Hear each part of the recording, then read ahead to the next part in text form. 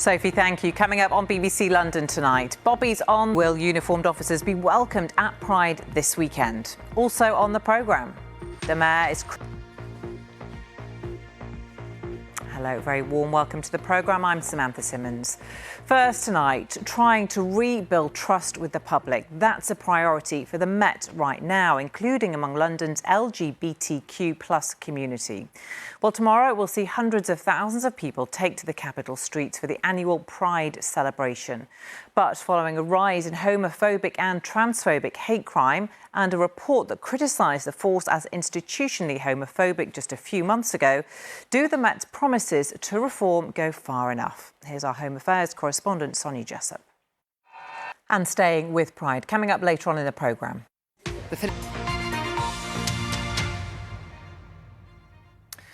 A double murder investigation has begun in North London after a teenage boy and a man in his 20s was stabbed to death. Police believe that a large number of people witnessed the attack in Archway and have put in place a Section 60 order granting additional stop and search powers. Guy Lynn has the story. Let's take a look at some of the day's other news now. And a man has admitted... Now we turn to the expansion of ULEZ, which of course is subject to a judicial review at the High Court next week. Today, the Mayor and Transport for London have been criticised for not being transparent in supplying data to back some of its claims about the compliance of cars in the zone. Our Transport correspondent Tom Edwards is across the story. Hi Tom, so what's been said today? Well, it does feel like a rap over the knuckles for the Mayor and Transport for London about this data that they use to work out the compliance of how many cars are compliant in the ultra-low emission zone when it expands out. The plan is to do that. All had to say today. We have got a statement from City Hall. They say they welcome confirmation that the 9 out of... We are out with the judicial review. Yeah, judicial review on Tuesday, as you said. That's 4...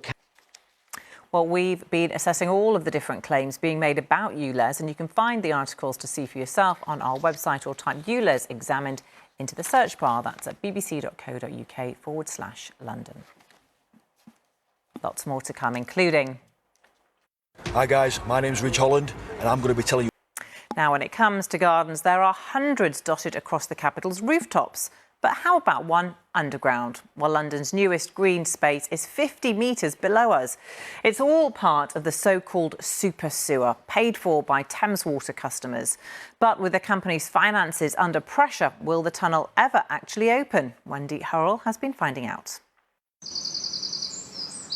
Now, as we mentioned earlier, the annual celebration of diversity returns to the capital this weekend. Over 600 community groups will be marching for Pride, with plenty of rainbow flags flying high. Our reporter Victoria Hollins joins us this evening from South London at a sign painting session. Victoria.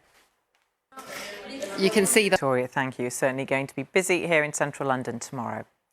Now, he's being described as one of the most celebrated creative talents in the UK. Today, fashion designer Alexander McQueen, who died in 2010, was honoured with a blue plaque in Newham, where he grew up. A renowned designer, his pieces have been worn by everyone from Beyoncé to the Princess of Wales, as Lakshmi Gopal reports. Now, we were hoping to bring you more on wrestling returning to the capital. Unfortunately, though, we're not able to. Instead, we are turning to another sport, and the Strawberries are nearly ready in SW19. It can only mean one thing, of course, the start of the Wimbledon Tennis Championships.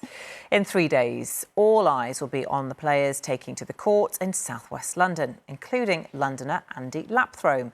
He's returning to play in the wheelchair quad doubles after being a finalist last year. Well, we caught up with him during his training at the National Tennis Centre in Roehampton.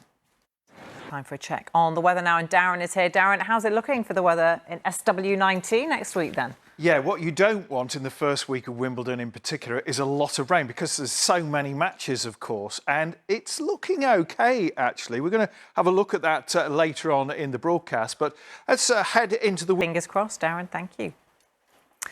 Now, a reminder of the day's main headlines. The government has... Well, that is about it from me for now. I will be back with you, though, on Sunday morning at 10 a.m. for Politics London, when we'll be looking at concerns over the influence of social media personality Andrew Tate in London schools.